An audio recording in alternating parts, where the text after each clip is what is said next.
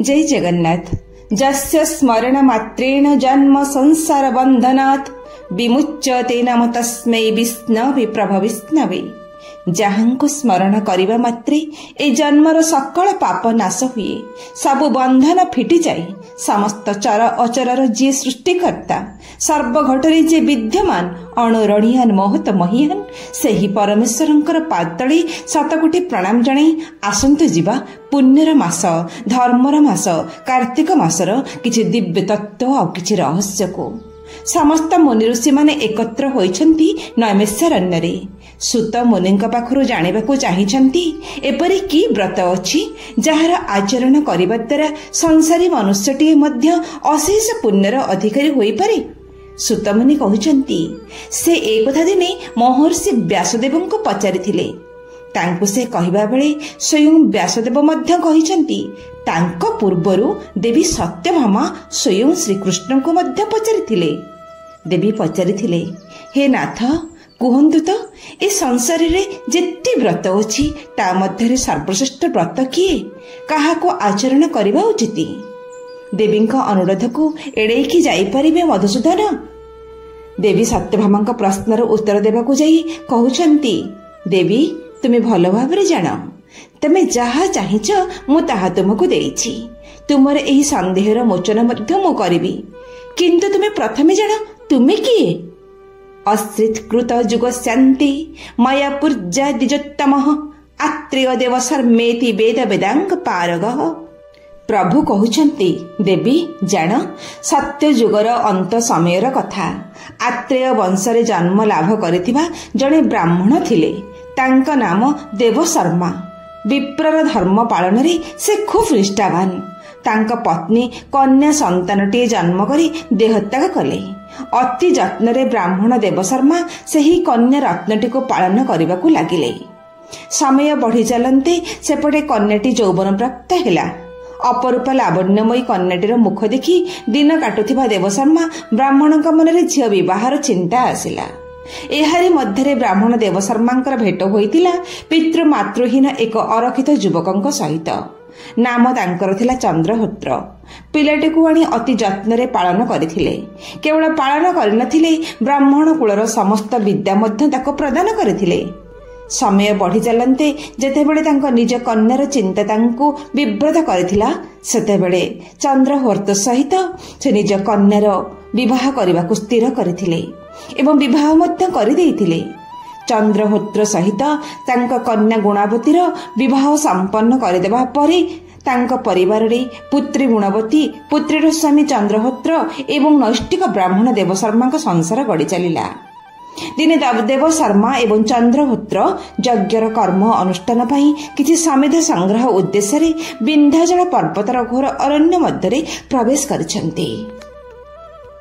ଉଭୟ ଚନ୍ଦ୍ରହୋତ୍ର ଆଉ ଦେବଶର୍ମା ଥିଲେ ସଦାଚାରୀ, ନୈଷ୍ଠିକ, ବେଦ ବେଦାଙ୍ଗ ଶାସ୍ତ୍ର ଜ୍ଞାତା। ତେଣୁ ଯଜ୍ଞ ଅନୁଷ୍ଠାନର କର୍ମ କରିବା ପାଇଁ ସେ ସମିଧ ଆଣିବା ପାଇଁ ବିନ୍ଧ୍ୟାଚଳ ପର୍ବତକୁ ଯାଇଥିଲା ବେଳେ ଗୋଟିଏ ଅଘଟଣ ଘଟିଯାଇଛି।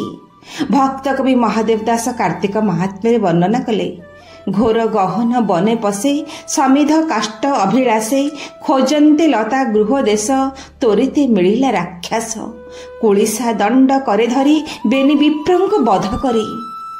ଶ୍ରୋତାବନ୍ଧୁ, ମନେ ପଡ଼ିଯାଏ କବିବର ରାଧାନାଥ ରାୟଙ୍କର ସେହି ନିଷ୍ଠୁର ସତ୍ୟ। ବଡ଼ କ୍ରୂର କାଳ ବଡ଼ ଅବିଶ୍ୱାସୀ, ହାବଡ଼ି ଯିବ ସେ ଆଚମ୍ବିତ ଆସି। ଆମେ ସମସ୍ତେ ଏହି ନିଷ୍ଠୁର ସତ୍ୟ ସହ ଅବଗତ, କିନ୍ତୁ କର୍ମ ଭିନ୍ନ କିଛି ହୋଇଥାଏ। ବିପ୍ର ଦେବଶର୍ମା ଆଉ ଚନ୍ଦ୍ରହୋତ୍ର ଠିକ୍ ସେହିପରି ହଠାତ୍ କାଳରୂପକ ରାକ୍ଷସ କବଳରେ କବଳିତ ହେଲେ। ଜାଣନ୍ତି ଶ୍ରୋତାବନ୍ଧୁ, କାଳ ସିନା ଆଚମ୍ବିତ କରି ପହଞ୍ଚିଯାଏ, କିନ୍ତୁ ଯାହାଙ୍କର କର୍ମ ଭଗବତ ପରାୟଣ ହୋଇଥାଏ ସେମାନେ ମୃତ୍ୟୁ ପରେ ମଧ୍ୟ ଅମର ହୋଇଯାନ୍ତି। ମହତ କର୍ମ ଯୋଗୁଁ ବିଷ୍ଣୁଲୋକ ପ୍ରାପ୍ତ ହୁଅନ୍ତି। ଠିକ୍ ସେହିପରି ଦୁଇ ବ୍ରାହ୍ମଣ ଦେବଶର୍ମା ଆଉ ଚନ୍ଦ୍ରହୋତ୍ର ନିଜର ସୁକୃତ କର୍ମ ଯୋଗୁଁ ରାକ୍ଷସତାର ନିଧନ ହେଲା ପରେ ବିଷ୍ଣୁ ଦୂତମାନଙ୍କ ଦ୍ୱାରା ବୈକୁଣ୍ଠପୁରକୁ ଗମନ କଲେ। ଏହି କଥା ସ୍ୱୟଂ ଶ୍ରୀକୃଷ୍ଣ ପତ୍ନୀ ସତ୍ୟଭାମାଙ୍କୁ କହିଛନ୍ତି। ସେ ବୁଝାଇ ଦେଇ କହିଛନ୍ତି, ସେହି ଦୁଇ ବ୍ରାହ୍ମଣ ନିତି ସୂର୍ଯ୍ୟ ପୂଜା କରୁଥିଲେ। ତାଙ୍କ ପାଖରେ ତାଙ୍କର ଭକ୍ତି ଥିଲା, ତେଣୁ ମୃତ୍ୟୁ ପରେ ତାଙ୍କର ବୈକୁଣ୍ଠପୁରକୁ ଗତି ହେଲା। ତେବେ ବିଚାରା ଗୁଣବତୀ, ତା ଉପରେ କଣ ବିତିଲା? ଅକାଳରେ ପିତା ସ୍ୱାମୀଙ୍କୁ ହରାଇ ତାର ଅବସ୍ଥା କ'ଣ ହେଲା? ଶ୍ରୀ ଭଗବାନ କହୁଛନ୍ତି, ତତ ଗୁଣବତୀ ଶ୍ରୁତ୍ୱା ରାକ୍ଷସା ନିହତ ବିଭୌ ପିତୃ ମୃତ୍ୟୁ ସ ଦୁଃଖାର୍ଥ କାରୁଣଂ ପର୍ଯ୍ୟବେଦୟତ୍। ଆହା, କି ବିକଳ ଅବସ୍ଥା ପୁତ୍ରୀ ଗୁଣବତୀର! ଅଳ୍ପ ବୟସରେ ମଥାରେ କି ଚଡ଼କ ପଡ଼ିଲା। ମହାଦେବ ଦାସ ଲେଖିଲେ, ବିକଳେ କରଇ ରୋଦନ ହେବି ହି କଲୁ ତ ଏସନ ପିତା ଗୃହସ୍ଥ ଏକାବେଳେ ନିଧନ ମୋର ପାପ ଫଳେ। ବିଧାତା, ଏ କ'ଣ କଲୁ? ଏକାବେଳେ ପିତା ଏବଂ ସ୍ୱାମୀଙ୍କୁ ନେଇ ମୋତେ ଅନାଥ କରିଦେଲୁ। ଅନେକ ସମୟ କ୍ରନ୍ଦନ କରିବା ପରେ ମନକୁ ଆସିଛି, ମୋ ସ୍ୱାମୀଙ୍କ ସହ ମୋର ବି ମୃତ୍ୟୁ ହୋଇଥିବା ଦରକାର। ମୁଁ ଏକାକୀ କିପରି ବଞ୍ଚିବି? ପୁଣି ପରକ୍ଷଣରେ ଭାବନା ଆସିଛି, ମୋ ଛଡ଼ା ଉଭୟ କୂଳରେ ତ କେହି ନାହିଁ ପ୍ରେତକର୍ମ କରିବା ପାଇଁ। ହଁ ଶ୍ରୋତାବନ୍ଧୁ, ଆମ ହିନ୍ଦୁ ଧର୍ମରେ କୌଣସି ବ୍ୟକ୍ତିର ମୃତ୍ୟୁ ପରେ 12 ଦିନ ପର୍ଯ୍ୟନ୍ତ ଯାବତୀୟ ଶ୍ରାଦ୍ଧ ଆଦି କର୍ମ କରାଯାଇଥାଏ। ଯାହାଦ୍ୱାରା ବିଶ୍ୱାସ ରହିଛି ସେହି ଶ୍ରାଦ୍ଧ କର୍ମ ବ୍ୟକ୍ତିର ଆତ୍ମାର ସଦ୍ଗତି ପାଇଁ ସାହାଯ୍ୟ କରିଥାଏ। ସେ ପ୍ରେତ ଜନିରୁ ମୁକ୍ତି ପାଇଥାଏ। ପିତା ଆଉ ସ୍ୱାମୀଙ୍କୁ ହରାଇ ପ୍ରଥମେ ଯଦିଓ ସେ ଦୁଃଖରେ ବହୁତ ଭାଙ୍ଗି ପଡ଼ିଛନ୍ତି, ପରକ୍ଷଣରେ ନିଜ ପିତା ଆଉ ସ୍ୱାମୀଙ୍କର ପ୍ରେତକର୍ମ କରିବା ପାଇଁ ନିଜକୁ ବଞ୍ଚାଇ ରଖିଛନ୍ତି। ତା ସହ ପରକ୍ଷଣରେ ତାଙ୍କର ଏ ଜୀବନ, ଏ ସଂସାରର ଅଳିକତା ସମ୍ପର୍କରେ ଧାରଣା ଆସିଛି। ଏ ସମଗ୍ର ସଂସାରର ହର୍ତ୍ତା କର୍ତ୍ତା ଦୈବ ବିଧାତା ସେହି ଲକ୍ଷ୍ମୀ ସାଇଙ୍କର ଶ୍ରୀଚରଣରେ ନିଜକୁ ଉତ୍ସର୍ଗ କରିଦେଇଛନ୍ତି। ଅତ୍ୟନ୍ତ ଗରିବ ଥିଲେ ଦେବଶର୍ମା। ତେଣୁ ସେ 2 ଜଣଙ୍କର ଶ୍ରଦ୍ଧକର୍ମ କରିବା ପାଇଁ ଗୁଣବତୀ ନିଜର ସମସ୍ତ ସ୍ଥାବର ଜଙ୍ଗମ ଚଳ ଅଚଳ ସମ୍ପତ୍ତିକୁ ଦାନ କରିଦେଇଛନ୍ତି। ତାଳ ବରଡ଼ାରେ ଗୋଟିଏ ଛୋଟିଆ କୁଟୀର କରି ସେଇଠି ସେ ରହିଛନ୍ତି।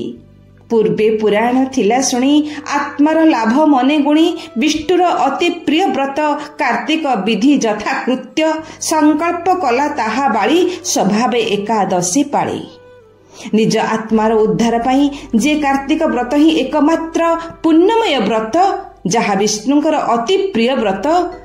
ସତ୍ୟ ବଚନ, ଏକାଦଶୀ ପାଳନ, ପ୍ରାତଃ ସ୍ନାନ, ଚିତ୍ତ ଶୁଦ୍ଧି ଆଦି ସମସ୍ତ କର୍ମ କାର୍ତ୍ତିକ ମାସରେ ପୁଣ୍ୟ ଫଳ ପ୍ରଦାନ କରିଥାଏ। ଯେ ସଂକଳ୍ପ ସହ ଏହି କର୍ମ ସବୁ ସମ୍ପାଦନ କରି ଶାସ୍ତ୍ର ବିଧି ଅନୁସାରେ ନିଷ୍ଠାର ସହ ବ୍ରତ ପାଳନ କରି ସେହି ତା ଆତ୍ମାର ଉଦ୍ଧାର କରିଥାଏ। ଏହି କଥା ଚିନ୍ତା କରି ଗୁଣବତୀ ଅତି ନିଷ୍ଠାର ସହ କାର୍ତ୍ତିକ ବ୍ରତ ପାଳନ କରିବାକୁ ଲାଗିଲା। ଅଳ୍ପ ବୟସରୁ ଅତ୍ୟନ୍ତ କଠୋର ତପ ସାଧନା ତାକୁ ଜ୍ୱରାକ୍ରାନ୍ତ କରିଦେଲା। ଶରୀର ଅବଶ ହୋଇଗଲା। ଜ୍ୱରାକ୍ରାନ୍ତ ଶରୀରରେ ସନ୍ନିପାତ ଘୋଟିଗଲା। ତଥାପି ମଧ୍ୟ ନିଷ୍ଠାପର ଭାବରେ କାର୍ତ୍ତିକ ବ୍ରତ ପାଳନରୁ ସେ ନିବୃତ୍ତ ହେଲେ ନାହିଁ। ଆତ୍ମା ଘଟ ଛାଡ଼ିଦେଲା। ତାପରେ କ'ଣ ହେଲା ଜାଣନ୍ତି?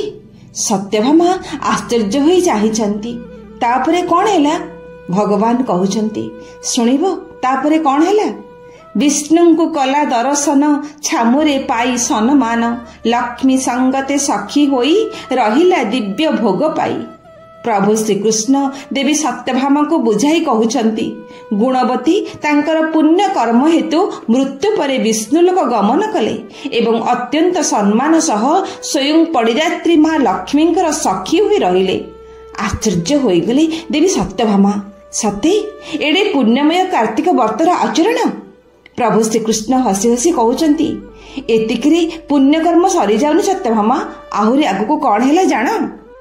ଏବେ ଦ୍ୱାପର ଯୁଗେ ପୁଣି ବିଷ୍ଣୁ ସ୍ୱରୂପ ନାରାୟଣ ସ୍ୱୟଂ ପ୍ରକାଶ ଏଥେ ଆସି ଅବନି ଭାରା କରୁନାସି। ରୁକ୍ମିଣୀ ଲକ୍ଷ୍ମୀ ଉତପତି ତୁମ୍ଭେ ଯେ ପୂର୍ବେ ପୁଣ୍ୟବତୀ, ଏବେ ହୋଇଲ ସତ୍ୟଭାମା କହନ୍ତି ପୁରୁଷ ଉତ୍ତମା। ଏବେ ଦ୍ୱାପର ଯୁଗରେ ଅବନି ଭାରା ନାଶ କରିବା ପାଇଁ ବିଷ୍ଣୁ ସ୍ୱରୂପ ନାରାୟଣ ଯେଉଁ ରୂପ ଧାରଣ କଲେ, ତାଙ୍କ ସହ ଏ ମର୍ତ୍ତ୍ୟକୁ ଆସି ସ୍ୱୟଂ ଲକ୍ଷ୍ମୀ ରୁକ୍ମିଣୀ ସ୍ୱରୂପା ହୋଇ ରହିଲେ। ଆଉ ତାଙ୍କ ସଖୀ କିଏ ଜାଣ? ସେ ଆଉ କେହି ନୁହନ୍ତି, ତୁମେ ହିଁ ସତ୍ୟଭାମା। ତୁମେ ତୁମ ସ୍ୱାମୀ ଚନ୍ଦ୍ରହୋତ୍ର ଅକ୍ରୂର ରୂପରେ, ତୁମ୍ଭର ପିତା ଦେବ ଶର୍ମା ସକ୍ରାଜିତ ଭାବରେ, ଆଉ ତୁମ୍ଭ ପାଳିତ ତୁଳସୀ କଳ୍ପଦ୍ରୁମ ଭାବରେ ଏ ମର୍ତ୍ତ୍ୟ ମଣ୍ଡଳରେ ଜନ୍ମ ନେଇଛନ୍ତି। ସ୍ୱୟଂ ଭଗବାନ ଶ୍ରୀକୃଷ୍ଣଙ୍କ ମୁଖରୁ ନିଜ ପୂର୍ବଜନ୍ମର ବୃତ୍ତାନ୍ତ ଶୁଣି ଆଶ୍ଚର୍ଯ୍ୟ ହୋଇଯାଇଛନ୍ତି ଦେବୀ ସତ୍ୟଭାମା। ସତରେ କେତେ ପୁଣ୍ୟମୟ ଏହି କାର୍ତ୍ତିକ ବ୍ରତର ମହିମା। କାର୍ତ୍ତିକ ବ୍ରତ ସମ୍ପର୍କରେ ଆହୁରି ଜାଣିବା ପାଇଁ ତାଙ୍କ ମନରେ ଶ୍ରଦ୍ଧାଜାତ ହୋଇଛି। ଯେଉଁ ବ୍ରତର ପୁଣ୍ୟ ଫଳ ଯୋଗୁଁ ସେ ସ୍ୱୟଂ ବିଷ୍ଣୁଙ୍କୁ ପତି ରୂପେ ପାଇପାରିଛନ୍ତି, ତାର ମହିମା ଆହୁରି କେତେ ରହିନଥିବ। ସେ ସମ୍ପର୍କରେ ଆହୁରି ଜାଣିବା ପାଇଁ ସେ ପ୍ରଭୁ ଶ୍ରୀକୃଷ୍ଣଙ୍କୁ ଅନୁରୋଧ କରିଛନ୍ତି। ସେ ସମ୍ପର୍କରେ ଭଗବାନ କ'ଣ କହିଛନ୍ତି ତାହା ଆଲୋଚନା କରିବା ଆଗାମୀ ଅଧ୍ୟାୟରେ। ଏତିକିରେ ରହୁଛି। ଜୟ ଜଗନ୍ନାଥ।